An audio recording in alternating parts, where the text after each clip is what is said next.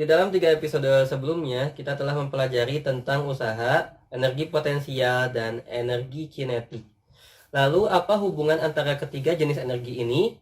Mari kita bahas dalam episode ini tentang hubungan antara usaha dengan energi potensial dan energi kinetik. Seperti yang kita ketahui sebelumnya bahwa energi merupakan ukuran yang dapat dialihkan.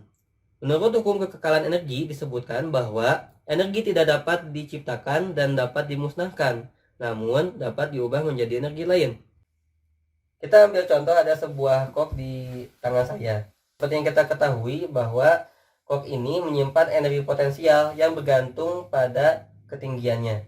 Semakin tinggi kok ini saya pegang, maka semakin besar pula energi potensial kok tersebut.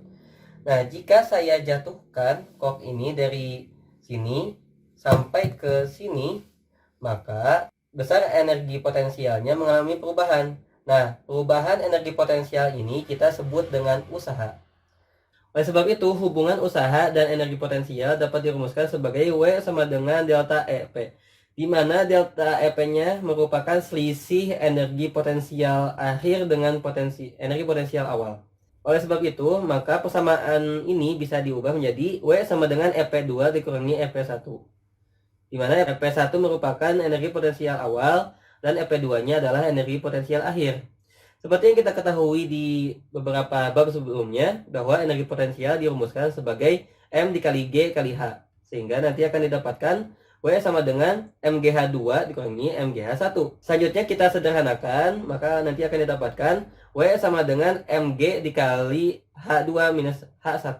Mari kita ambil contoh sederhana. Buah kelapa bermasa 4 kg jatuh dari pohonnya setinggi 3,5 meter, mengenai kepala seekor kera dengan tingginya 1,5 meter. Tentukan besar usaha yang dialami buah kelapa tersebut. Di sini kita dapat informasi bahwa masa dari buah kelapanya 4 kg yang disimbolkan sebagai M, kemudian ketinggian pohon menuju tanahnya adalah 3,5 meter yang disimbolkan dengan H1, dan ketinggian keranya adalah 1,5 meter yang disimbolkan sebagai H2. Dan di sini pun sudah diketahui kecepatan gravitasinya adalah 10 meter per detik kuadrat. Di sini yang kita tanyakan adalah usaha yang disimbolkan sebagai W. Untuk mendapatkan besar usahanya, nanti akan didapatkan W sama dengan M dikali G dikali H2 minus H1. Selanjutnya, kita substitusikan semuanya. Nanti akan didapatkan W sama dengan 4 kali 10 dikali 1,5 dikurangi 3,5. 4 kali 10 hasilnya 40. Kemudian 1,5 kurangi 3,5 hasilnya minus 2. Sehingga nanti setelah kita kalikan semua, nanti akan didapatkan W sama dengan negatif 80 Joule. Di sini ada tanda negatif yang berarti besarnya usaha memiliki arah yang berbeda dengan energi potensial awal ataupun akhirnya. Setelah kita memahami tentang hubungan antara usaha dengan energi potensial, lalu bagaimana hubungan antara usaha dengan energi kinetik? Sama seperti halnya energi potensial, selama berada pada sumbu yang sama, maka selisih antara energi potensial pertama dengan yang kedua itu adalah besar usaha. Begitu juga dengan energi kinetik, selisih antara energi kinetik awal dan energi kinetik akhir adalah besar usahanya juga. Oleh sebab itu, maka hubungan antara usaha dengan energi kinetik dapat dirumuskan sebagai W sama dengan delta EK, di mana delta EK merupakan selisih energi kinetiknya. Dari persamaan ini pun kita dapat ubah menjadi W sama dengan EK2 dikurangi EK1. Seperti yang kita ketahui di bab sebelumnya, bahwa besarnya energi kinetik dirumuskan sebagai setengah mv kuadrat. Sehingga besar usahanya kita bisa ubah menjadi W sama dengan setengah mv kuadrat 2 dikurangi setengah mv kuadrat 1. Kemudian persamaan ini kita sederhanakan, maka nanti akan didapatkan W sama dengan setengah M dikali V kuadrat 2 dikurangi V kuadrat 1, di mana M adalah besar massa benda, kemudian V1 adalah kecepatan awal benda, dan V2-nya adalah kecepatan benda akhir. Oke, kita mulai masuk ke contoh kedua. Sebuah motor 100 kg bergerak dengan kecepatan 10 meter per detik, kemudian dipercepat sehingga kecepatannya menjadi 20 meter per detik. Setelah itu, motor tersebut diperlambat dengan kecepatan 5 meter per detik. Berapakah besar usaha ketika motor dipercepat dan motor diperlambat? Dari sini kita dapatkan informasi bahwa massa dari motor tersebut adalah 100 kg.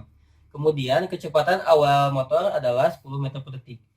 Kecepatan motor setelah dipercepat nanti akan didapatkan kecepatannya menjadi 20 meter per detik.